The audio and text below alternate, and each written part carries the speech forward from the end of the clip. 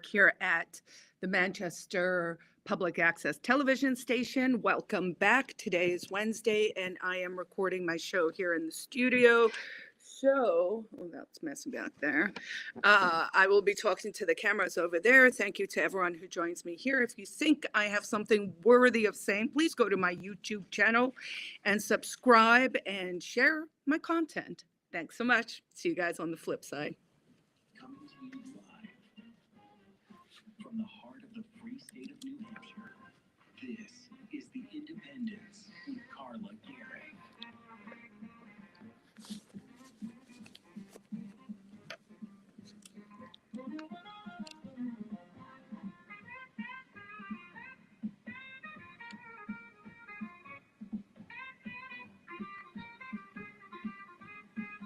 And now, here's your host, Carla Gericke.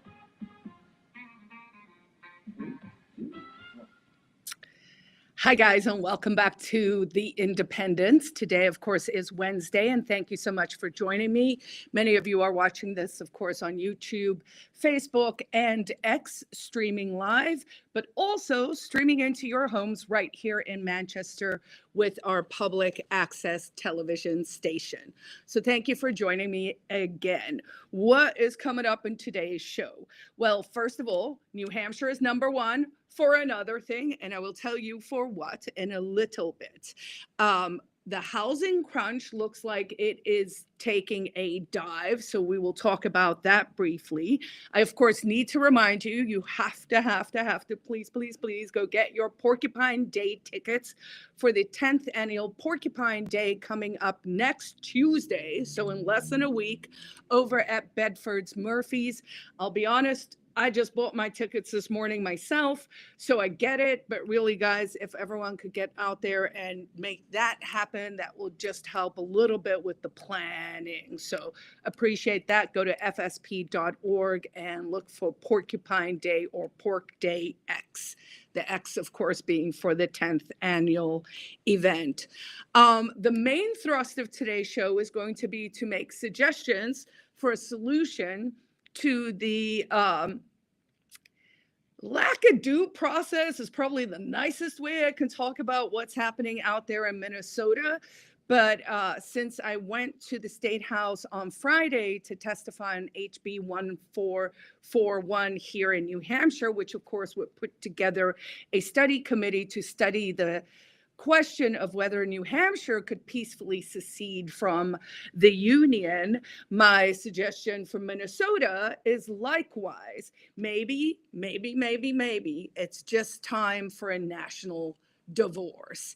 And if not that, then at least time for states to really reclaim their states' rights and start to put the federal government, which is behaving in various unconstitutional manners, regardless of whose team is in power.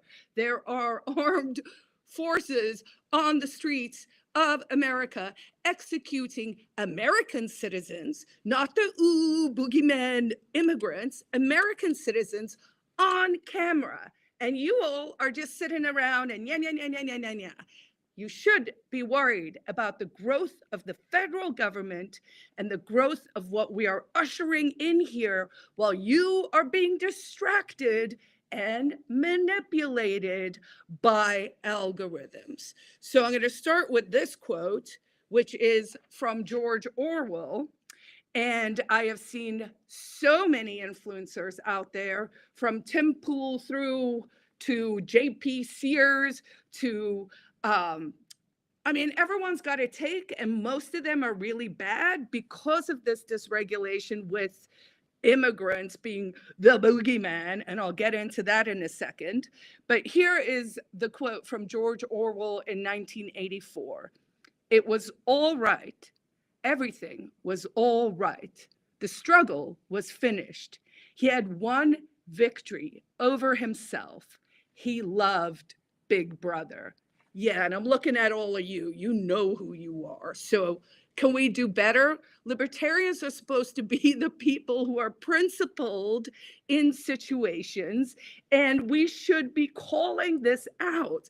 The fact that you can see left, right, literally flipping, where now the right is anti-gun and saying things like, well, you shouldn't bring a gun to a protest, when 2 years ago they were like, hey, here we are with our guns at protests.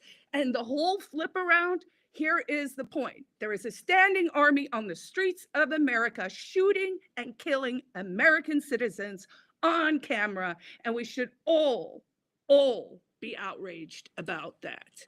So, number one in New Hampshire for, drum roll please, health. So that seems exciting. We were just ranked number one in the nation for overall health.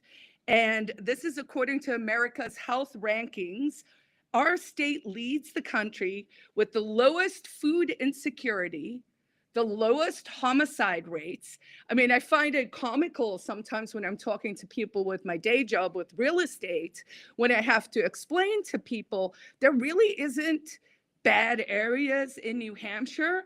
And then sometimes I try and illustrate that by saying, did you know there's been one murder in Concord, in our state's capital city, in the past decade, which really does put things in context. Of course, why is New Hampshire so safe? Probably because we have really well-armed and polite people around. All right.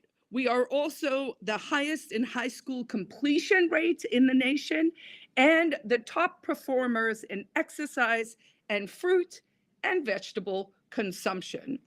So these are the strong social and economic factors that drive better health outcomes here in the Granite State. And this is proof that Granite State communities, families, and values are working. We should be proud that we've built this sort of health thing. My secret theory, of course, is that we're healthy because we all have so much snow to move around. And I do think the sort of rugged lifestyle and the rugged climate here in New Hampshire does lend itself to more health as well. Next, I wanted to mention that New Hampshire's we're building homes at the fastest pace that we've done it in the past 2 decades.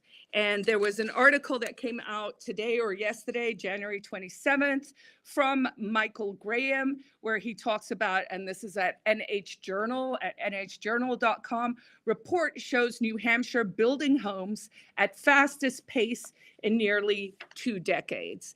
And so according to a new report from the Department of Business and Economic Affairs, municipalities issued permits in 2024 for the construction of 5,822 housing units, the highest annual total since 2005.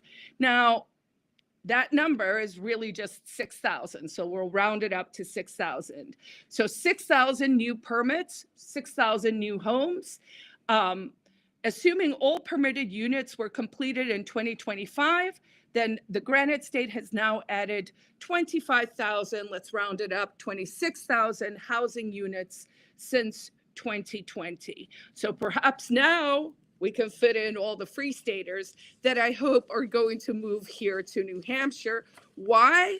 Not only because we're the healthiest state, but of course, because we are a state with very low taxes and a pro-freedom culture. What is a pro-freedom culture? In my esteem, it is a live and let live culture. But of course, it is in our motto, it is in our state motto, live free or die, which I like to update and add a little happiness there at the end, which is live free and thrive. All right, let's get into the meat and potatoes here, guys.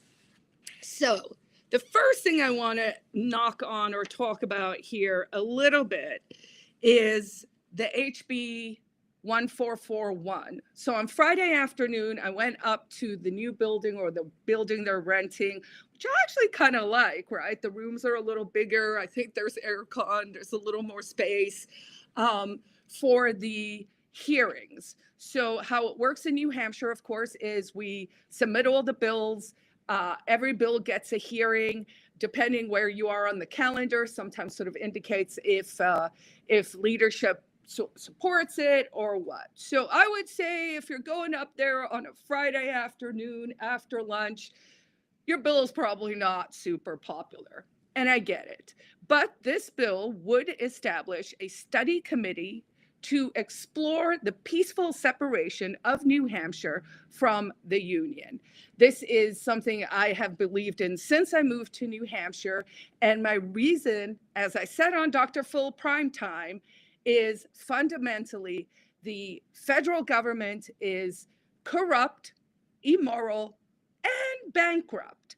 Now, whether it rises to a technical Ponzi scheme, the AI and I were arguing about that this morning, but it was willing to concede that if not a definitional Ponzi scheme, probably metaphorically and figuratively fairly close to that.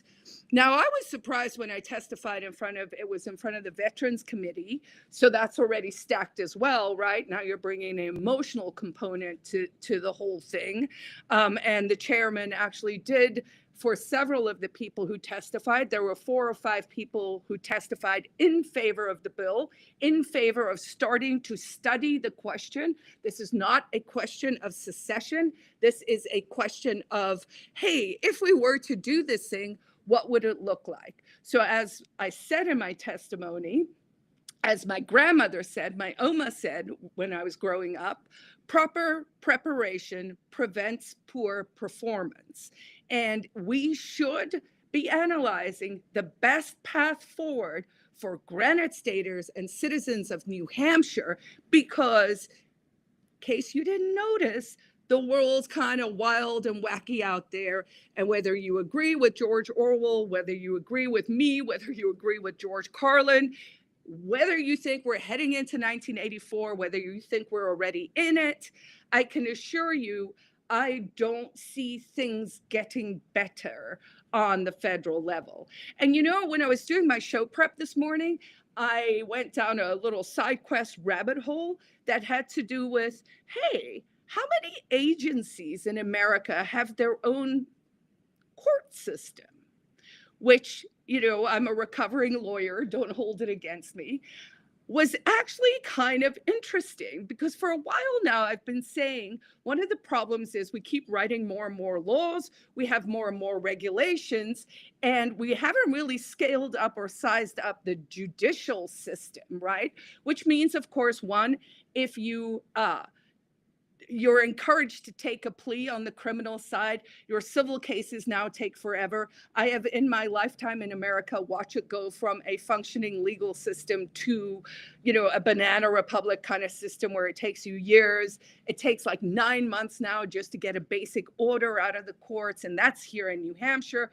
Much worse on the federal level. By way of example, I was arrested in 2014, and my civil case at the First Circuit in Boston only came out in 2014. And we, of course, had to wait 8 or 9 months for that order to come out. And if you're curious about that story, the Ware incident, I'm calling it Where It Began. I am getting many of the people who were involved that evening to come on my podcast, The Independence After Hours, which I record around 7 p.m. on Friday nights. Last week, I had my lawyer, Seth Hipple from Hipple and Martin and Concord on to kind of talk about his perspective. This Friday, I'll have the other gentleman who was arrested the same evening as I was to talk about sort of his experience there. But the filming, that case, right? My case, Gericke versus Began et al. Out of Ware, New Hampshire, formed and has been cited in over 70 other court cases. It is a landmark case that made it legal, not made it legal, affirmed the right, your constitutional right under the First Amendment, to film public officials in the execution, terrible verb, of their public duties. So my court case is part of the reason that we can see the footage coming out of Minnesota, where again, one woman was murdered and then called a effing B by the ICE agents, and her last name was Good. And then this fiasco from last week where it was a Second Amendment person actually helping someone else up who then got executed on camera. So, I had always believed that evidentially, if we had video footage, then we would be able to create a more agreeable sort of world, because we could all look at something and be like, oh, that's what happened. But here's the part I didn't factor in. Here are 10 prominent ways that Americans are being manipulated by everyone. I mean, honestly, guys, it's by everyone. So I'm going to run through them really quickly, and then I'm going to talk a little bit about why Minnesota should secede and why it is time for national divorce. All right, so here are 10 ways you are being manipulated. 1, algorithmic emotional hijacking on social media. Platforms feed users content that triggers outrage, fear, and tribal anger. I'm going to go online and I'm going to tweet that even though I've always been pro-gun, now I'm going to be like, oh, the dude didn't have a permit. So, I don't know, I guess he deserved to, no. That is you being manipulated, or looking at your in-group or your tribe and then being like, oh, I got to say what everyone else is saying because Kash Patel's saying this, so I guess I got to say this too, right? So that tribal anger is there to make someone money. And it sorts you into ideological camps, and it keeps you agitated rather than informed. Now, I will tell you, I've taken such a step away from social media that I actually have not watched the videos, because to me, everyone you're entitled to your opinion. I'm entitled to my opinion. But in the end, as that's just your opinion, man, right? So someone should have a trial, because someone was like, oh, well, wouldn't you give Kyle Rittenhouse? Would you have like blah, blah, blah? And I'm like, the dude at least had a trial. Here's my issue. This is how the federal government works. They're like, we do bad stuff. If we get caught, we're like, oh, my bad. And then they don't reform, because tell me what has been reformed in the past 50 years on a federal level. About zero. And they investigate themselves and then find themselves not wanting. So I'm going to seed this into the universe. Hopefully someone somewhere will maybe run with this for their own idea. I think a very valuable nonprofit organization, could probably be nationwide, would be to take every single justified killing as ruled by the government. When a government agent has murdered a citizen, then and then we should just summarize them and explain that this is the case law. And this means that if it's justified for a state agent to murder someone that way, then of course it is justified for all of us, unless you are arguing, as the state does, by the way, that no, we should be held, the government should be held to lower standards because, we get qualified immunity. Now, at its heart, what is qualified immunity? Qualified immunity is the government's get out of jail free card. And what that get out of jail free card says at its very core, at its essence, is the following. You and I are told ignorance of the law is no excuse, except if you're an enforcer of the law, the Popo, Border Patrol, ICE baby, the IRS. Let me see if I can remember all the other secret courts. I don't know, there's some FISA stuff, right? So all the agencies, so they say, ignorance of the law is no excuse. Unless you are the enforcer of the law, then it is an absolute defense. Now, if you're sitting there and going, gee, Carla, that sounds kind of batty, that's a little bonkers. Yes, Yes, it is. So, where should we start with our analysis of something like Minnesota? We should start with the following. Is there a dead person? Do we know who did it? Is someone going to be held accountable? And beyond that, I think the entire internet should just hush up or go in your state and start to work for real state rights, because we are in trouble in this country. The federal government is too big, it is bankrupt, and it is immoral.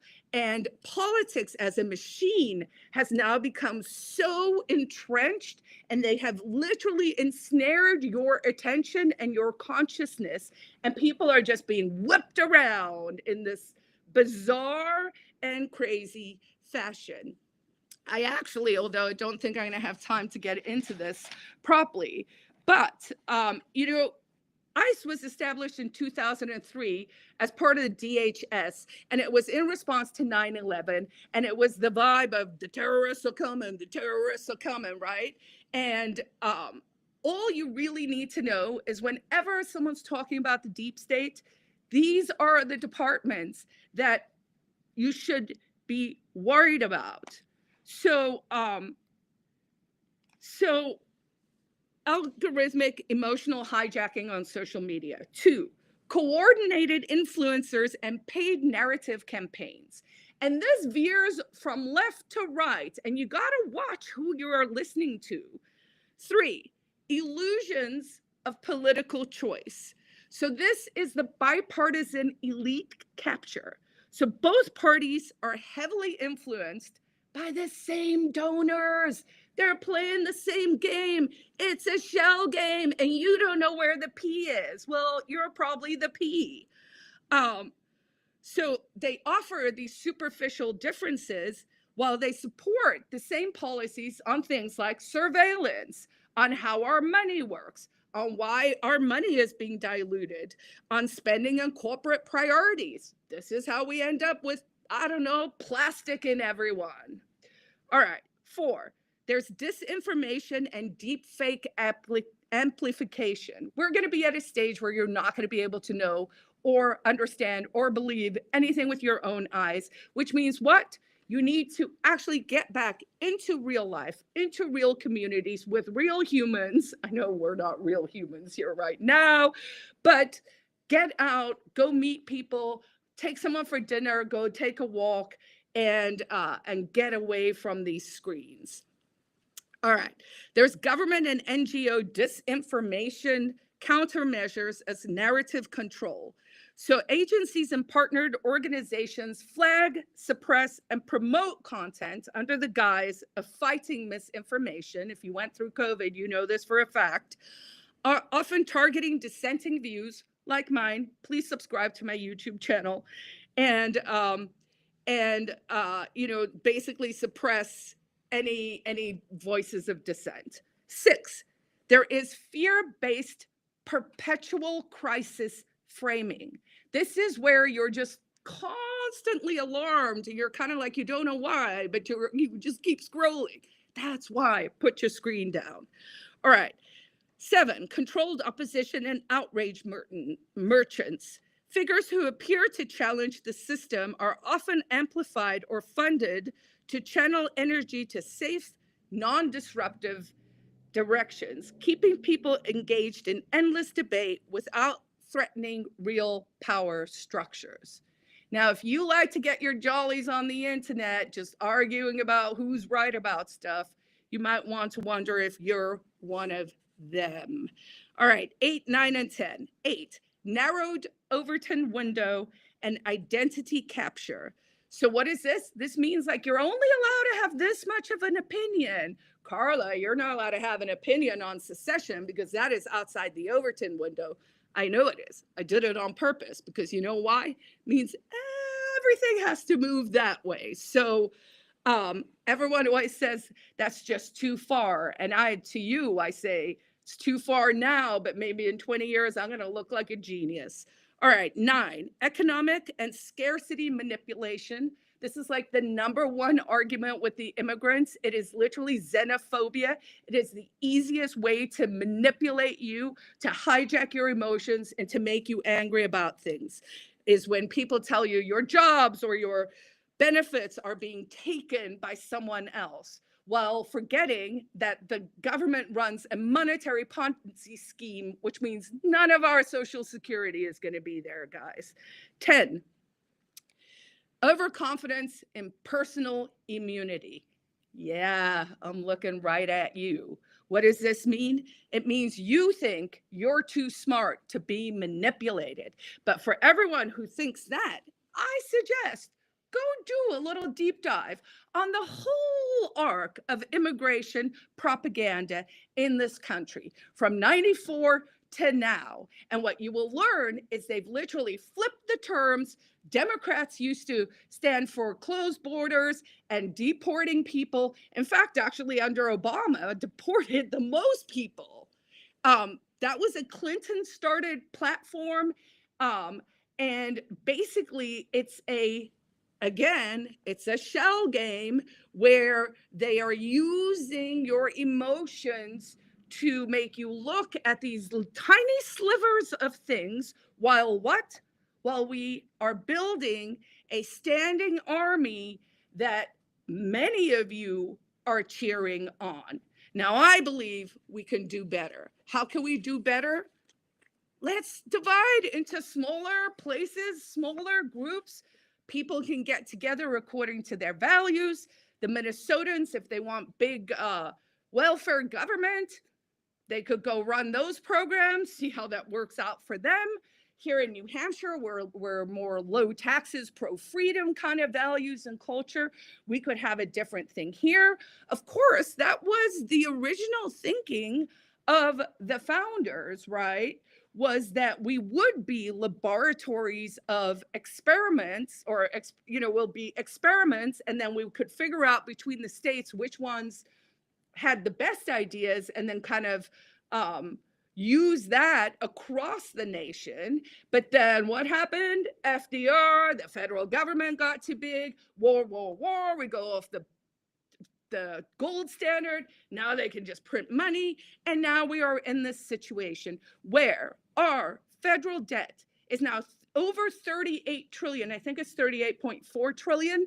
I put in a bill for New Hampshire to secede 2 years ago, where I put in a triggering event of $40 trillion because I thought that would give us 10 years to work on the issue.